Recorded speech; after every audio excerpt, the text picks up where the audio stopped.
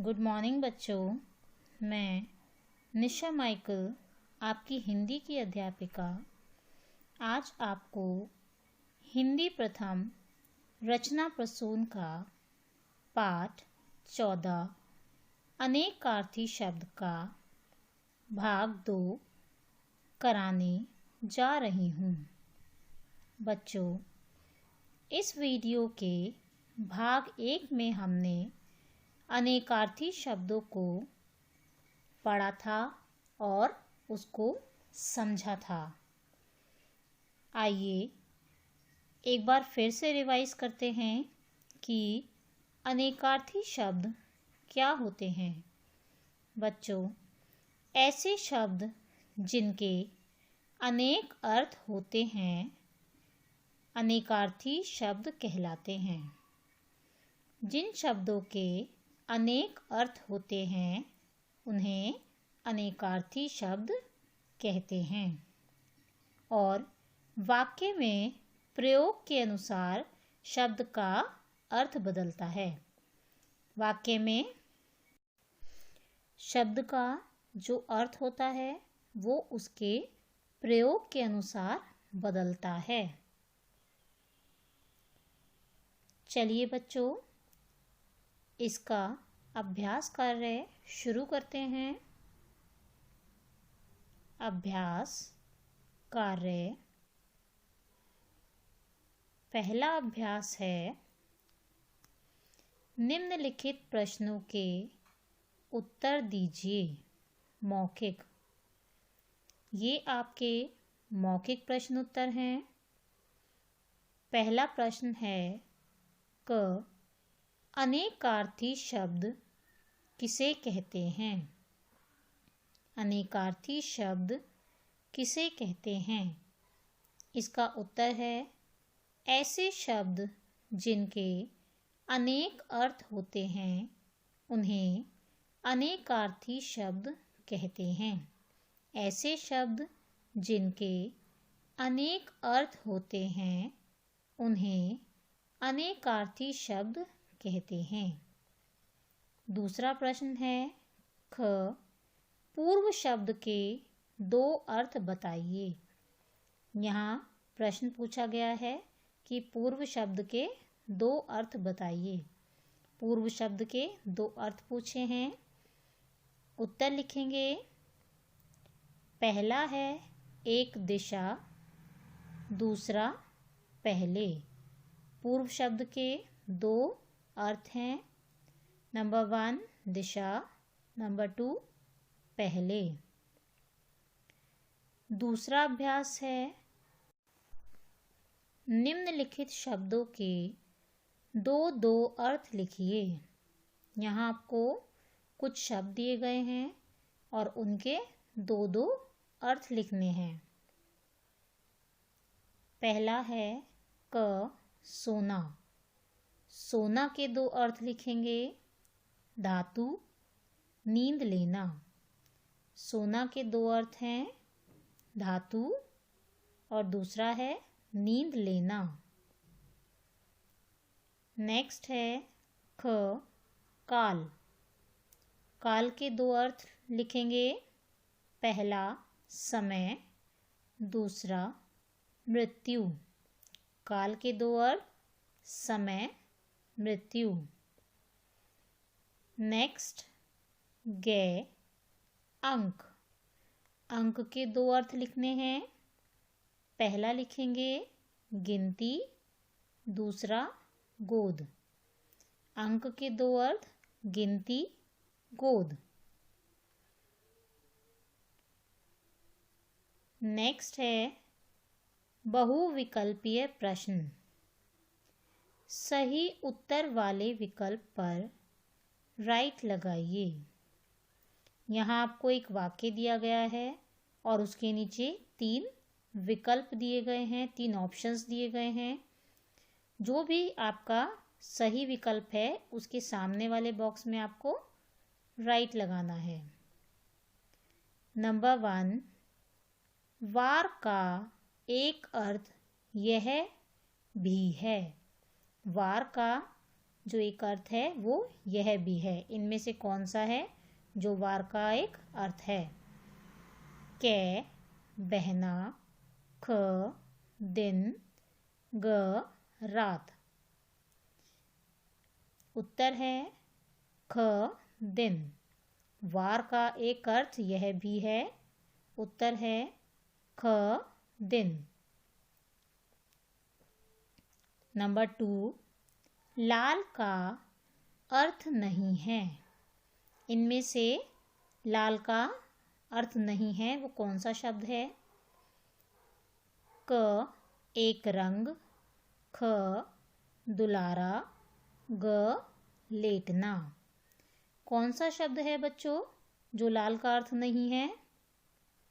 लेटना, ग, लेटना। लेटना के सामने वाले बॉक्स में राइट लगाएंगे। एक रंग और दुलारा दोनों लाल के अर्थ हैं, लेकिन लेटना लाल का अर्थ नहीं है, तो लाल लेटना के आगे राइट लगाएंगे। नंबर 3 है काल का अर्थ नहीं है। क, काला, ख, समय, ग, मृत्यु। काल का जो एक अर्थ नहीं है उसके सामने राइट लगाना है। उत्तर है क, काला। क, काला के सामने राइट लगाएंगे क्योंकि समय और मृत्यु दोनों काल के अर्थ हैं, लेकिन काला काल का अर्थ नहीं है, इसलिए काला के आगे राइट लगाएंगे। फिर आपका है रचनात्मक गतिविधियाँ। रचनात्मक गतिविधियाँ। नंबर 1, अर्थ समझकर वाक्य बनाइए। अर्थ समझकर वाक्य बनाइए। ध्यान से देखेंगे बच्चों, यहाँ पर आपको एक शब्द दिया गया है और उसके दो अर्थ दिए गए हैं। एक शब्द के दो अर्थ दिए गए हैं। आपको क्या करना है? उस शब्द के अर्थ को समझकर उससे एक वाक्य बनाना है। पहला शब्द है पत्र। पत्र के दो अर्थ दिए गए हैं। एक है पत्ता, दूसरा है चिट्ठी। पत्र शब्द के दो अर्थ दिए गए हैं, एक है पत्ता और दूसरा है चिट्ठी। पत्ता के सामने वाक्य लिखेंगे।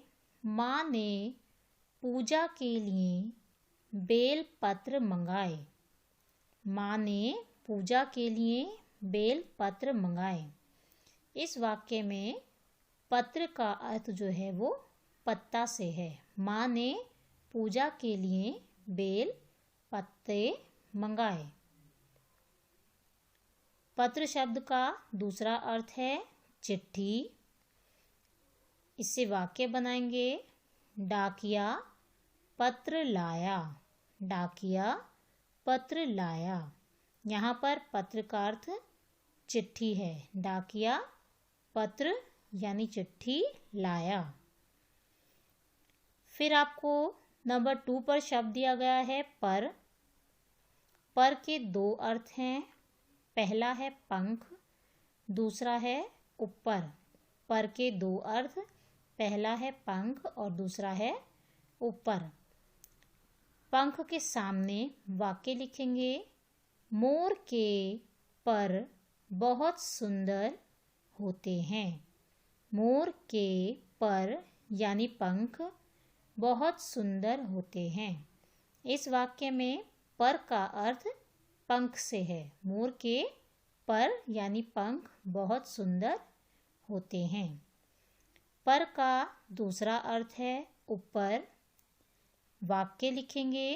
छत पर कौवा बैठा है। छत पर कौवा बैठा है। इस वाक्य में पर का अर्थ ऊपर है। छत पर यानी छत के ऊपर कौवा बैठा है। छत के ऊपर कौवा बैठा है। फिर आपका अगला शब्द है जग।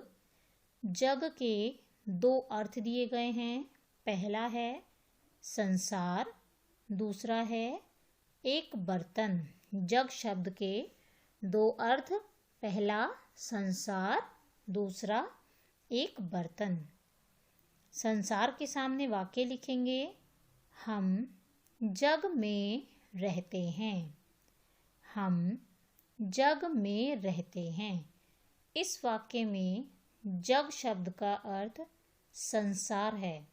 हम जग यानी हम संसार में रहते हैं। जग शब्द का दूसरा अर्थ है एक बर्तन।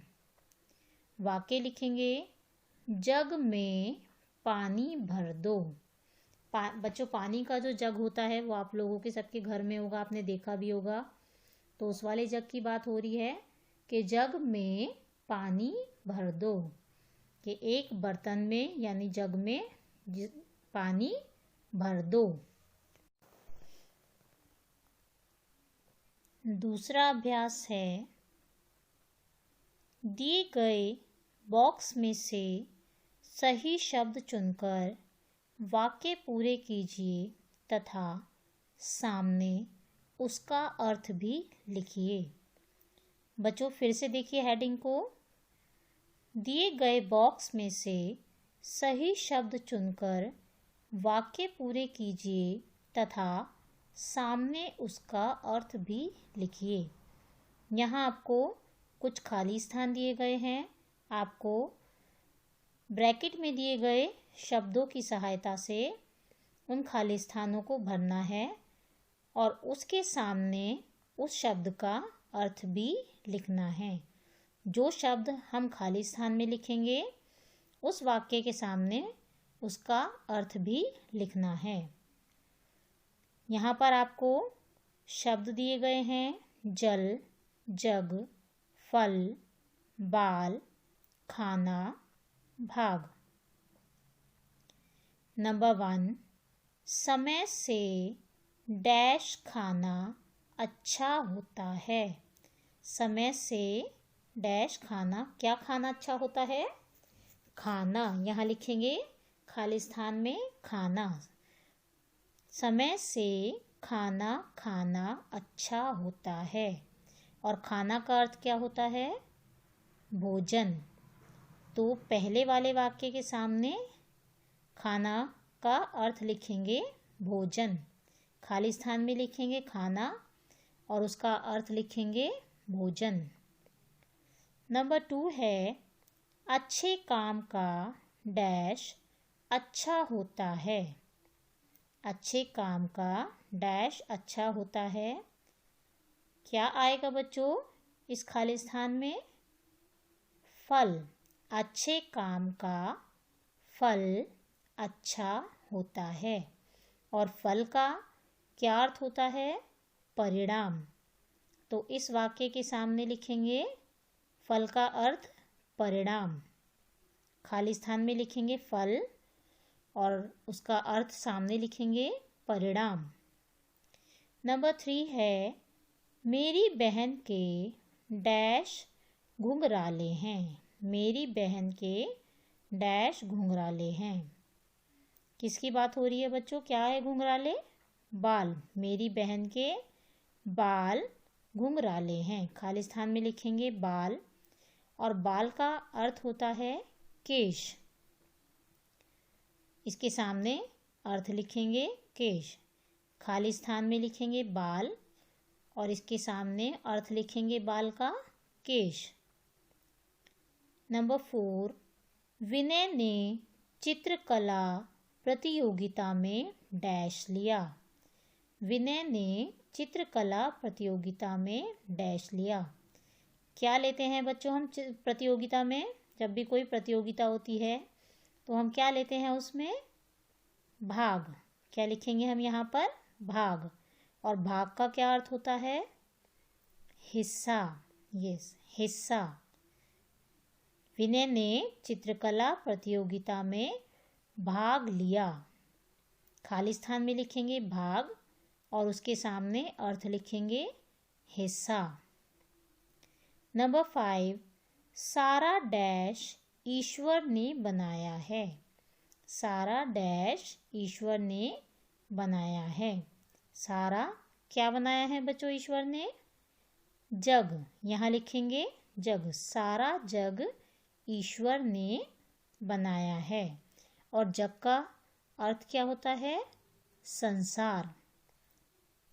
इसके सामने अर्थ लिखेंगे संसार। नंबर 5 में खाली स्थान में लिखेंगे जग और इसका अर्थ लिखेंगे संसार। नंबर 6, धोबी नदी के डैश से कपड़े धो रहा है। धोबी नदी के डैश से कपड़े धो रहा है। नदी के काय से कपड़े धो रहा है बच्चों? क्या आएगा यहाँ पर? नदी के जल से। नदी के जल से कपड़े धो रहा है। और जल शब्द का अर्थ क्या होता है? पानी। तो इस वाक्य के सामने जल का अर्थ लिखेंगे पानी। खाली स्थान में लिखेंगे जल और उसका अर्थ लिखेंगे पानी।